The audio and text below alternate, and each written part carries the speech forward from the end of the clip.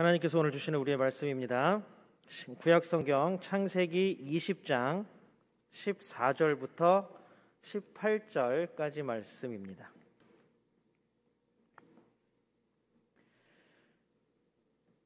구약성경 창세기 20장 14절부터 18절까지 말씀입니다.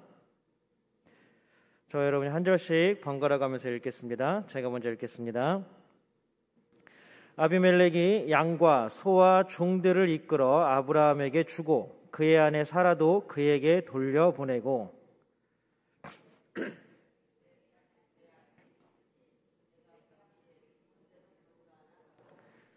사라에게 이르되 내가 은 1000개를 내 오라비에게 주어서 그것으로 너와 함께한 여러 사람 앞에서 내 수치를 가리게 하였노니 내 일이 다 해결되었느니라.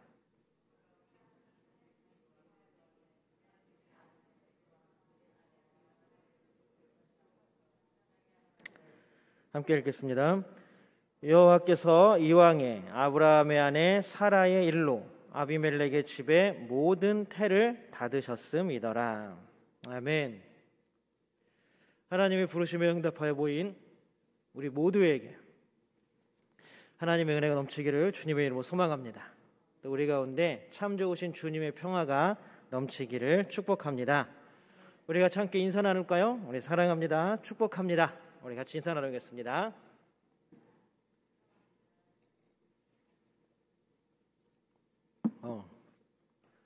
놀라셨죠? 저도 갑자기 목이 딱 왜 그런지 모르겠네요. 자, 우리 인사도 나눴으니까 하나님께 우리 믿음의 고백 함께 올려드릴까요? 우리 두 손을 하나님께 올려드리고 우리 수요 예배는 사람이 얼마 없으니까 우리 하나님께 믿음의 고백 함께 올려드립니다. 하나님 좋습니다. 감사합니다. 사랑합니다. 하나님이 하시면 무엇이든지 다 이루어집니다. 하나님 좋습니다. 감사합니다. 사랑합니다. 하나님이 하시면 무엇이든지 다 이루어집니다. 아멘. 하나님께 영광의 박수 올려드립니다. 네, 우리 옛말에 핑계 없는 무덤 없다라는 말이 있죠. 무덤이 참 많은데 거기에 그 무덤에 묻힌 사람들이 다 저마다의 나름대로의 이유들을 다 가지고 있다라는 말입니다. 나는 무슨 일 때문에, 나는 누구 때문에, 나는 어떤 것 때문에 이 자리에 왔다라는 말들이겠죠.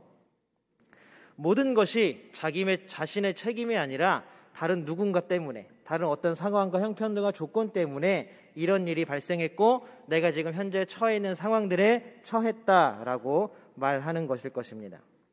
결국 핑계를 쉬운 말로 바꾸면 남 탓이 되겠죠. 남 탓뿐만이 아니라 다른 것들에 대한 탓. 결국 자기 자신만을 위한 삶을 살아간 결과이기도 할 것입니다. 우리가 지난 시간에 아비멜렉과 아브라함의 핑계에 대해서 함께 살펴보았습니다. 이 사라라는 큰 피해자는 있지만 이 사라를 피해를 보게 만든 가해자는 없다는 식의 두 사람의 핑계를 보았습니다. 아브라함은 자신을 죽이고 아내를 빼앗아간, 어쩌면 아내를 빼앗기는 것보다 자신이 죽는다라는 그 두려움이 더 컸을 것입니다. 그래서 그런 나쁜 짓을 저지르는 사람들의 핑계를 냅니다. 아비멜렉은 어떻습니까? 아비멜렉은 자신의 죄가 무엇인지도 정확하게 모르고 단순히 사라를 누이라고 속인 아브라함의 잘못이다 라고 이렇게 이야기하고 넘어갔습니다. 둘 다 자신이 진정 무슨 잘못을 했는지도 모르고 둘 다 자신이 피해자라고 이야기하는 것입니다. 나는 누구를 힘들게 한 게 아니라 나도 피해봤어. 아비멜렉은 누구 때문이에요? 아브라함 때문에 나는 피해봤어. 아브라함은 뭐예요? 나를 저 사람들이 죽일까봐 나 그래서 아내를 내놓는 피해까지 봤어. 자신들이 사라에 대해서 가해자이지만 계속해서 끝까지 자신들이 피해자라고 주장하고 있는 모습들을 우리는 지난주에 함께 살펴보았습니다. 그런데 하나님은 참 마음이 넓으신 것 같아요. 하나님은 이 두 사람의 핑계를 다 들어주셨어요. 그리고 그 모든 것들을 사이좋게 해결할 수 있도록 길을 열어주셨습니다. 그런데 이 모든 해결들, 하나님께서 이들의 핑계를 들어주신 게 누구 때문이라고 우리가 지난 시간에 얘기 나눴죠? 우리 21장 1절을 보면서 사라 때문에, 사라 때문에, 하나님이 사라 때문에 아브라함과 아비멜렉의 핑계들을 그냥 들어주셨다라는 것입니다. 하나님은 대단한 분이시죠. 그러나 하나님의 용서는 거기서 딱 끝나지 않습니다. 예전에 여러분들 혹시 밀양이라는 영화를 보셨는지 모르겠어요. 전도연하고 송강호라는 배우가 나오는 영화였습니다. 이 영화가 개봉될 당시에 기독교에서 뭐 반기독교 영화다 막 이래가지고 교회들이 난리 막 데모도 하고 그 장 앞에 가서 그랬었죠. 이슈가 되기도 하고 인터넷을 굉장히 뜨겁게 달군 영화이기도 했습니다. 그러나 결국 개봉을 했고 많은 관객들이 이 영화를 봤습니다. 저도 이 영화를 봤는데 결국 저 영화를 본 소감은 사실 반기독교라기보다는 교회의 현재 현실을 너무나 잘 드러내는 영화였어서 너무 마음이 아프고 창피하기도 했습니다. 어쨌든 여주인공이 남편이 죽었습니다. 서울 살다가. 그래서 자기 하나 남은 아들을 데리고 희한하게도 남편의 고향 밀양에 와서 살게 되었습니다. 그 밀양에 와서 피아노 학원을 하고 있었는데 하나 남은 자기 아들도 다니던 학원의 원장이 납치해서 살해합니다. 한 여인이 남편을 잃고 하나 남았던 아들까지 잃었습니다. 제정신이 아니겠죠. 정신없이, 우리말로 정신줄 놓고 살아가던 이 여인은 여러 과정을 거쳐서 교회에 대한 기독교 신앙을 갖게 됩니다. 그리고 교회를 나가기 시작합니다. 그러면서 설교 말씀 계속 들리는 그 설교 말씀처럼 이제는 어느 정도 마음에 안정이 됐다고 생각하고 자기 아들을 납치해서 죽인 그 원장을 용서해야겠다고 생각하고 교도소를 찾아갑니다. 교도소에서 놀라운 일이 벌어졌습니다. 범인을 딱 면회를 하는데 그 범인이 너무 표정이 편한 거예요. 심지어는 뭐라 그러냐 하면 저는 여기 와서 신앙을 가졌습니다. 하나님께서 저를 용서해 주셨습니다. 저는 그래서 너무나 편안하게 지냅니다. 그러면서 그 자신이 아들을 죽인 그 엄마에게 뭐라고 하냐면 당신도 하나님 믿으세요 라고 얘기를 합니다. 뭐 어떻게 생각하면 크게 문제 삼을 말은 없죠. 그러나 그 상황과 그 형편이 문제가 되는 것입니다. 아들을 잃은 자신은 긴 세월 동안 그 아픔과 고통 가운데서 몸부림치면서 살았는데, 정신줄을 놓고 살았는데, 이 사람은 그냥 단순히 자기 하나님 믿고 용서받았다고 너무 편한 거예요. 그럼 자기한테도 당신도 예수 믿고 마음 편해지세요라고 얘기하는 거예요. 그러면 화가 날까요, 안 날까요? 우리는 너무 착하니까 화가 안 나지만 여자 이 주인공은 너무나 화가 났습니다. 그래서 결국은 기독교 신앙을 버리게 되고 교회를 떠나가게 되고, 그래서 그 다음부터 이어지는 이야기가 또 길게 나옵니다. 궁금하시면 이 영화를 집에 가셔서 한번 보셔도 괜찮을 것 같습니다. 어쨌든 이 너무 충격적이지 않습니까? 아이를 죽여놓고 자기가 죽인 아이의 엄마에게 나는 이제 하나님께서 용서해 주셔서 난 마음이 너무 편하니까 당신도 예수 믿으십시오. 어쩌면 이제 옆에서 볼 때는 야, 저 사람이 신앙을 가졌나 보다라고 박수를 쳐줄 수 있겠지만 그 당하는 엄마의 입장에서는 어떤 마음일까요? 그러면 이 범인이 하나님께 용서받았다라는 말은 사실일까요? 아마 사실일 겁니다. 왜냐하면 하나님은 우리가 모두가 아는 것처럼 용서하시는 분이기 때문에 그렇습니다. 하나님이 용서하시는 분이 아니시라면 어쩌면 우리는 지금 어떤 누구도 이 자리에 와서 하나님께 예배할 수 없었을 것입니다. 하나님의 용서가 지금 우리를 이 자리에 앉아있게 만들어 주셨다라는 것입니다. 감사하지 않으십니까? 우리는 그것만으로도 우리는 감사해야 합니다. 하나님께서 우리를 용서해 주셨다는 그 사실만으로도 우리는 감사해야 합니다. 그러나 거기에서만 끝나서는 안 됩니다. 오늘 본문이 우리에게 그것을 이야기를 해주고 있습니다. 용서는 화해로 나아가는 이제 시작하는 출발점일 뿐입니다. 이제 우리가 용서받았다는 것을 알고 느낀다면 이제 화해로 나아가서 용서를 완성해야 되는 것입니다. 용서를 받았던, 용서를 했던 그것은 이미 어디를 향해서 가고 있어야 하냐 하면 화해를 향해 가고 있어야 하는 것입니다. 자기 혼자 자기 마음대로 용서받았다고 끝? 그럴 수는 없는 것이죠. 하나님은 아비멜렉이 잘못했다는 고백을 들으셨어요. 그렇죠? 그리고 내가 알아, 너 알아, 너 그렇게 된 거 알아 하고 그냥 다독거리셨습니다. 그런데 하나님은 여기서 아비멜렉의 말을 듣고 그냥 알았어 하고 끝나시는 것이 아니라 하나님께서는 한마디 말씀을 더 붙이시는데 오늘 본문은 아니지만 7절 말씀 한번 같이 읽어보겠습니다. 화면 한번 띄워주시고요. 우리 7절 한번 화면에 나온 대로 한번 읽어보겠습니다. 시작. 이제 그 여인을 남편에게로 돌려보내어라. 그의 남편은 예언자이므로 너에게 탈이 나지 않게 하여 달라고 기도할 것이고 너는 살 것이다. 아비멜렉에게 쉽게 말하면 아브라함과의 관계를 회복하라는 이야기입니다. 너 이제 용서받았지? 그러니까 이제 나하고 용서받은 것들을, 하나님께 용서받은 것들을 이제 아브라함과의 관계를 회복함으로 용서받으라는 이야기예요. 나하고 관계가 회복되고 나하고 용서를 받았다면, 하나님과 용서를 받았다면 이제 누구요? 아브라함에게 용서를 빌고 관계를 회복하고 화해하라는 이야기입니다. 원래의 상태대로 그 관계를 돌려놓으라고 하나님께서 말씀하고 계신 것입니다. 이미 아비멜렉의 핑계를 충분히 다 들으셨잖아요. 그리고 인정해 주셨잖아요. 그렇지만 거기서 멈추는 것이 아니라는 것들을 하나님이 분명히 말씀하고 계시다는 걸 우리는 알 수 있습니다. 용서가 화해로 나아가지 못하면, 용서가 관계 회복으로 나아가지 못하면 뭐라 그러냐면, 우리 7절 아직 읽지 않았고 나중에 읽겠지만 뒤에 뭐라고 나오면 너 죽을 거야 라고 말합니다. 그래 알았어, 너 용서해 줄 테니까 아브라함과의 관계를 회복해. 그에게도 용서를 빌어. 용서를 받아. 이게 하나님께서 우리에게 바라시는 용서라는 것입니다. 그냥 단순히 하나님께 기도하고 아멘하고 끝나는 것이 아니라, 용서는 결국 하나님과 나와의 관계를 회복시켰지만 그것이 완성되려면 정작 그 당사자들과의 관계가 회복되어야 한다는 사실입니다.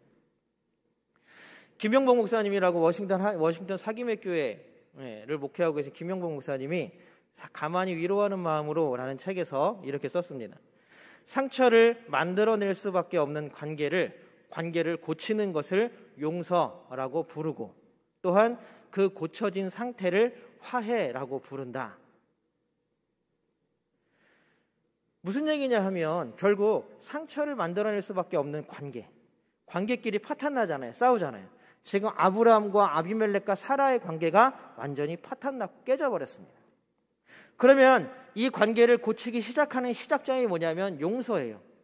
용서하고 용서받는 거예요. 그리고 어디까지 나아가야 하냐면 이거를 완전히 관계들을 고치는 화해의 단계까지 나아가야 한다는 이야기를 하고 있는 것입니다. 용서는 한마디로 어그러지고 깨진 관계들, 고장난 관계들을 회복시키는 것입니다. 거기에는 제일 먼저 필요한 것이 뭐냐면 철저한 자기 반성이 필요합니다. 내가 무엇을 잘못했는지, 내가 누구에게 어떤 상처를 주었는지. 그런데 사람은 참 재미있는 게 내가 누구에게 준 상처를 잘 기억하지 못합니다. 내가 누군가에게 준 상처 때문에 밤잠 못 자고 막 몸부림치고 고민하지 않습니다.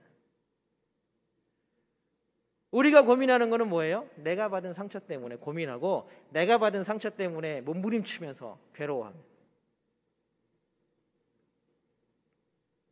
관계를 깨는데 내가 어떻게 잘못을 했는지, 무엇을 잘못했는지 우리는 뒤돌아보고 분명히 알고 깨달아야 하고 고백해야 합니다. 왜냐하면 용서와 화해는 용서를 해주던, 용서를 받던, 화해를 이루던, 화해를 이루어주던 다 관계가 회복되는 문제이기 때문입니다. 나 혼자만의 문제가 아니라 상대방이 있어야 되는 문제입니다. 또한 용서는 제가 계속 말하는 것처럼 주기도 하는 것이고 받기도 하는 것입니다. 당연히 상대방이 있는 것이죠. 그렇지만 우리는 매번 자기 자신이 용서를 해줘야 되는 사람으로 서 있습니다. 이거를 정혜신 박사는 뭐라고 말하냐 하면 피해의식이라고 말해요. 피해의식. 우리가 항상 용서를 받아야 할 사람이 아니라 용서를 해줘야 할 사람이라고 말하는 거예요. 그러나 가만히 생각해 보면 매 순간 모든 관계에 있어서 용서를 해줄 수 있는 존재는 하나님밖에 없습니다. 우리가 용서를 해줘야 할 일이 있다면 우리는 또한 용서를 받아야 할 일이 있는 사람이라는 것입니다. 그것이 바로 우리들입니다. 여러분들 한번 생각해 보세요. 우리들의 삶은, 나의 삶은 용서해 줄 일이 더 많은가? 아니면 용서받을 일이 더 많은가? 그거는 우리가 여기서 서로 발표하기는 좀 그러니까 마음속에 일단 이렇게 담아놓고 어떤 게 더 많은가는. 아비멜렉은 이 틀어진 관계를 정말로 빠르게 인식합니다. 아, 이 관계가 틀어졌구나. 내가 죽을 수도 있구나. 라는 것들을 빠르게 인식합니다. 그리고 하나님께 잘못을 구했고, 물론 너무나 많은 핑계를 대고 다른 사람의 탓을 돌리기도 했지만 제일 중요한 것은 자신의 잘못을 어쨌든 저쨌든 인정했다라는 사실입니다. 그러나 정말 하나님께서 죄라고 말씀하신 그것에 대해서는 생각지도 깨닫지도 못한 상태이기도 하기도 합니다. 하지만 그는 하나님께 용서를 구하고 그 관계를 회복시키기 위해서 노력하는 중입니다. 우리 14절 한번 읽어볼까요? 14절입니다. 한번 같이 읽어보겠습니다. 14절 같이 읽겠습니다. 시작. 아비멜렉이 아브라함에게 양떼와 소떼와 남종과 여종을 선물로 주고 아내 사라도 아브라함에게 돌려보냈다. 사라를 원래의 자리로 돌려보냈습니다. 그리고 아브라함에게 많은 재물들로 용서를 구했습니다. 자기가 뭘 했는지, 어떻게 관계를 회복할 것인지를 분명히 했다라는 사실입니다. 어쩌면 굉장히 적법한 일이기도 합니다. 화해를 위해서는 그 화해, 용서와 그에 합당한 용서 받는 것, 그리고 또 그 화해를 위해서는 용서가 시작이라고 그랬잖아요. 용서를 받아야 합니다. 그러면 그에 합당한 노력도 당연히 있어야 합니다. 우리의 이런 노력들을 방해하는 것들은 참 많죠. 용서해주고 또 용서받기 위해 우리를 방해하는 것들, 그 중에 아마 자존심이 가장 큰 장애물이 될 것입니다. 자존심. 그러나 그 자존심이 만약에 죽음이라는 문제가 같이 옆에 붙어 있다면 여러분들 자존심이 중요합니까? 생명이 중요합니까? 예? 어떤 분은 자존심이 중요할 수도 있겠죠. 그러나 오늘 아비멜렉은 뭘 선택했냐 하면 생명을 선택했습니다. 아비멜렉이 자신의 왕위를 의식하고 내가 힘으로 아무거나 취할 수 있는 위치에 있는데 내가 왜 쟤한테 용서를 빌어야 돼? 쥐가 나한테 거짓말하고 잘못했으니까 어떻게 해요? 아브라함이 죽어야지. 아브라함을 잡아와. 왜 거짓말해 나한테? 그럴 수 있는 충분한 힘도 있고 위치에 올라와 있는 사람입니다. 왕이라는 자존심, 그거 하나를 지키려고 생각을 했다면 아브라함에게 그렇게 할 필요가 없었겠죠. 그러나 아브라함은 왕이라는 자존심까지도 버리고 하나님 앞에 납작 엎드렸고 아브라함에게 관계를 회복하고 용서받기를 위해 관계를 회복하는 많은 노력들을 했습니다. 그리고 진정 그는 왕이지만 유목민인 아브라함에게 용서를 빌 정도로 그런 노력을 했던 아비멜렉은 도대체 누구에게 용서를 구해야 하는지도 분명히 알았다는 사실입니다. 아브라함에게. 우리 16절 한번 읽어볼까요? 16절입니다. 같이 한번 쭉 끝까지 한번 읽어보겠습니다. 깁니다. 16절 같이 읽겠습니다. 시작. 그리고 사라에게는 이렇게 말하였다. 나는 그대의 오라버니에게 은 1000세겔을 주었소. 이것은 그대와 함께 있는 여러 사람에게서 그대가 받은 부끄러움을 조금이나마 덜어보려는 나의 성의의 표시요. 그대가 결백하다는 것을 모두가 알게 될 것이요. 라고 말합니다. 놀랍죠? 자, 아브라함에게 많은 재물을 주어서 용서를 구하고 화해를 시도했습니다. 그리고 더 놀라운 것은 아비멜렉이 왕이 유목민이었던 아브라함에게도 용서를 구하고 화해를 시도하지만 여성, 유목민의 아내였던 어쩌면 왕이 쳐다도 보지 않을 정도의 지위에 있던 사라에게도 용서의 말을 구한다라는 사실입니다. 내가 당신의 오라버니에게 은 1,000세계를 주었소. 그거 왜 주었어요? 당신이 결백하다는 것을 증명하기 위해서. 그러면 죄는 누구에게 있다고 고백하는 거예요? 나에게 있다라는 사실입니다. 나에게.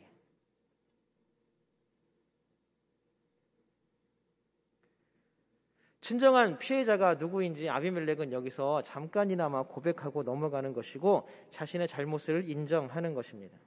사라의 수치를 회복하기 위해서 왕이었던 아비멜렉이 직접 용서를 구하고 있는 장면입니다. 아마 그의 화해와 용서를 구하는 동기는 하나님의 징벌 때문일 것입니다. 우리 7절 하반절, 아까 읽지 않은 7절 하반절을 같이 한번 읽어보겠습니다. 7절 하반절입니다. 시작. 그러나 그 여인을 돌려보내지 않으면 너와 너에게 속한 사람들이 틀림없이 다 죽을 줄 알아라. 무섭죠? 하나님 저렇게 무서운 너 다 죽을 줄 알아 이거. 다 돌려보내지 않으면. 무서움이 용서와 화해의 가장 큰 이유였습니다. 아비멜렉에게는. 하나님의 무서움, 그리고 하나님을 향한 두려움, 이런 것들이 용서를 가능하게 했습니다. 그럼에도 불구하고 우리는 화해와 용서의 길로 나서기를 꺼려합니다. 하나님의 놀라운 은혜는 우리를 용서해 주시고 우리와의 관계를 회복시키시는 놀라운 은혜를 베풀어 주셨습니다. 그럼에도 불구하고 우리는 화해와 용서의 길로 한 발자국이라도 나가는 것을 별로 좋아하지 않습니다. 이런 놀라운 은혜를 받은 우리들이지만 용서하고 화해하기가 쉽지는 않습니다. 때로는 너무 억울해서, 때로는 내 상처가 너무나 커서, 때로는 내 자존심 때문에 이 화해와 용서의 마음을 갖기가 참 힘듭니다. 그럼에도 불구하고 오늘 본문에서 말씀하시는 것, 그리고 성경 전체가 말하는 것은 뭐냐 하면 우리가 용서와 화해의 길을 걸어야 한다는 사실입니다. 왜냐하면 계속해서 우리가 깨어지고 어그러지고 비틀어진 관계 속에서 살아갈 수 없기 때문입니다. 우리는 날마다 우리에게 은혜를 베푸시는 하나님을 기억해야 합니다.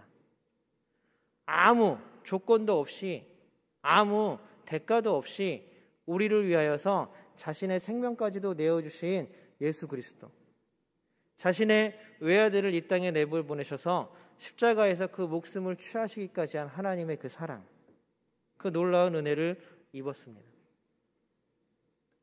우리가 날마다 때마다 하나님의 그 놀라운 은혜를 기억하는 성도들이 되기를 주님의 이름으로 소망합니다. 그리고 그 하나님의 은혜는 어딘가에 꽉 막혀 있을 수 없습니다. 여러분들 만약에 하수도가 막혀가지고 세면기가 있는데 하수도가 딱 막혔다고 생각해 보세요. 그럼 그 위에 물을 틀면 어떻게 돼요? 막혀본 적이 없으시군요. 물이 계속 넘치는 거예요. 넘치는 거예요. 그러면 그 물은 더 이상 쓸 수 있는 물이 되지가 않는 거죠. 한두 번은 더 쓸 수가 있겠죠. 그렇지만 그 쓴 물이 계속 내려가지 않으면 그 물은 더 이상 쓸 수 없는 물이 되어버리고 마는 것입니다. 우리가 하나님께 받은 은혜를 우리 안에만 가두어 둘 수는 없습니다. 우리는 흔히 예배나 집회, 기도원, 기도, 찬양, 부흥회 혹은 예배가의 말씀, 이런 것들을 통해서 은혜 받았습니다라는 말을 참 많이 합니다. 그리고 또 실제로 그 은혜를 또 많이 받기도 합니다. 그런데 그 받은 은혜가 그냥 그 자리에서 딱 끝나버린다면, 그냥 내가 받은 은혜로서 끝나버린다면 그게 도대체 무슨 의미가 있겠습니까? 예전에 한 큰 기도원에서 그런 일이 있었다 그래요. 3일 동안 집회를 했어요. 아침, 점심, 저녁, 새벽. 강사 목사님이 너무 유명한 부흥 강사라서 엄청난 사람들이 몰렸습니다. 엄청난 많은 사람들이 막 울고 방언을 하고 막 바닥을 기면서 막 방바닥에 방석이 막 말라있는 방석이 없을 정도로 많은 사람들이 큰 은혜를 받았습니다. 그리고 집회가 끝났습니다. 내려오는 길에 수많은 사람들이 차를 빼고 차가 내려가고 기도원이 산에 있어서, 여러분 천마산 기도원 혹시 가보셨는지 모르겠지만 길이 이렇게 하나예요. 아주 쌩 난리가 났습니다. 새치기 한다고 싸우고 지지고 볶고 막 빵빵 거리고 비키라고 욕하고, 한 30분 전만 해도 그 은혜의 눈물보관 위에 있었던 사람들이 그 30분 사이에 그 은혜가 어디로 날아갔는지. 그 은혜가 그냥 우리 안에만 가두어져 있었다면 이것은 은혜로서의 기능을 잘 못하는 것입니다. 하나님의 사랑과 은혜는 우리 가운데 보관해놨다가 가끔 필요할 때마다 꺼내서 쓰는 것이 아닙니다.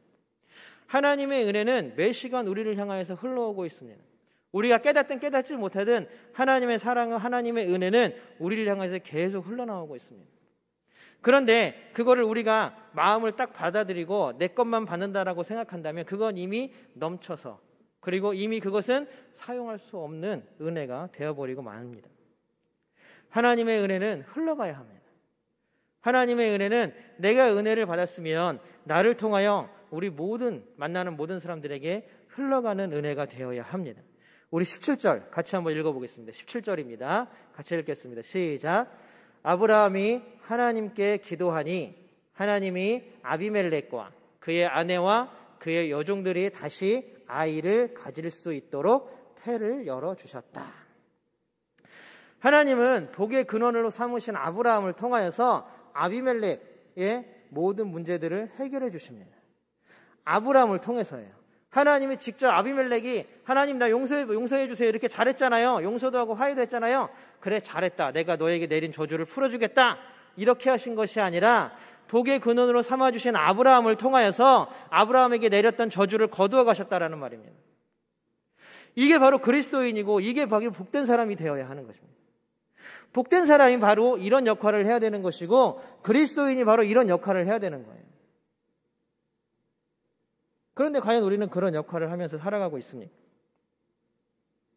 사실 근데 어떻게 생각해 보면 우리가 지난주까지 얘기한 거 보면 아브라함도 사실 잘못했잖아요. 아브라함도 사라한테 죄를 졌잖아요. 어쨌든 아비멜렉을 속였잖아요. 그럼에도 불구하고 하나님은 한번 선택하신 아브라함을 버리거나 징계치 않으시고 그를 통해 놀라운 일들을 이루신다는 말입니다. 우리가 21장까지 쭉 읽다 보면 결국 이 모든 은혜도 사실 이 단일적인 사건을만 꺼내놓고 얘기하면 사실 사라 때문에 하나님께서 아브라함도 용서하셨어요. 그러면 그것도 마찬가지죠. 사라를 통하여서 아브라함을 용서하신 하나님, 그리고 사라를 통하여서 아비멜렉을 용서하신 하나님. 이거를 우리가 지금까지 논의함을 바꾸면 사라를 통하여서 아브라함과 아비멜렉에게 용서의 은혜를 흘려보내신 분이 바로 하나님이시라는 것입니다. 정작 오늘 이 이야기의 주인공은 사라이지만 사라는 한마디도 하지 않습니다. 그러나 하나님께서는 이 사라를 통하여서 아비멜렉에게 아브라함에게 하나님의 은혜를, 구원의 은혜를 흘려보내시는 분이라는 것입니다. 우리의 삶이 이래야 되지 않을까요? 그리스도인의 삶이 우리가 구원받았다고, 하나님의 복과 은혜 가운데 살아간다고, 하나님의 자비하심이 우리 가운데 넘친다고, 하나님이 우리를 도와주신다고, 하나님이 우리와 함께 하신다고 고백하는 우리들이라면 우리를 통하여서 하나님이 우리가 살아가는 모든 곳에서 일하신다라는 것들을 알려야 하지 않을까요? 사랑하는 성도 여러분, 지금 우리 자신의 삶을 통해서 하나님의 사랑과 은혜가 흘러가고 있습니까?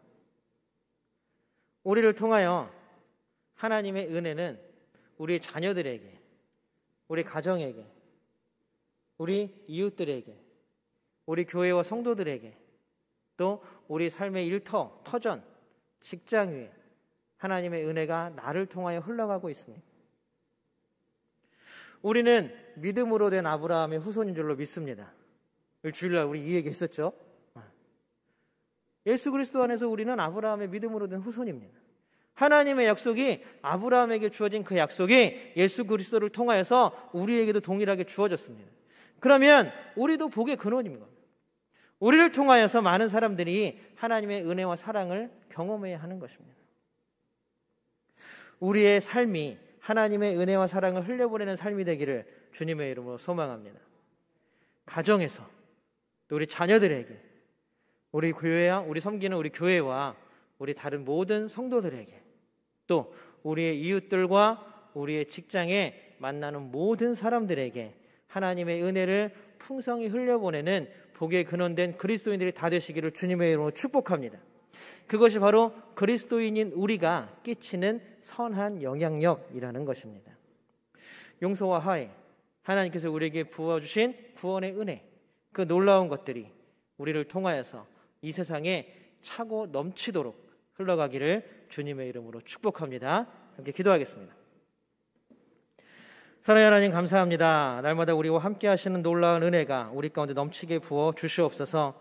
하나님, 우리가 우리만, 나만 이 세상을 살아가는 것이 아님을 깨닫게 하여 주시옵시고, 우리가 날마다 우리의 삶을 되돌아보며 다시 한번 우리의 모든 행동들과 우리의 마음들을 면밀히 되살펴보고, 하나님, 우리가 하나님 앞에서 모든 사람들과 그 관계를 다시 맺음으로 화해하고 관계가 다시 회복되는 놀라운 역사가 우리 가운데 있게 도와 주시옵소서. 하나님의 그 사랑과 은혜가 우리 가운데 넘치기를 원하오니, 하나님, 우리를 통하여 우리의 가정에, 우리의 자녀들에게, 또한 우리가 섬기는 우리 선연교회와 우리 성도들에게, 또 우리 살아가는 이웃들과 우리의 모든 일하는 직장의 모든 만나는 사람들에게 하나님의 은혜와 하나님의 사랑과 하나님의 구원을 흘려보내는 귀한 사명을 감당하는 복의 근원된 그리스도인들이 다 되게 도와주시옵소서. 이렇게 하나님 우리를 축복해 주실 줄로 믿습니다. 우리 가운데 복을 내려주실 줄로 믿습니다. 하나님 도우시고 역사하여 주시옵소서. 언제나 함께 하시며 도우시고 지키시는 임마누엘 예수 그리스도의 이름으로 간절히 기도드리옵나이다. 아멘.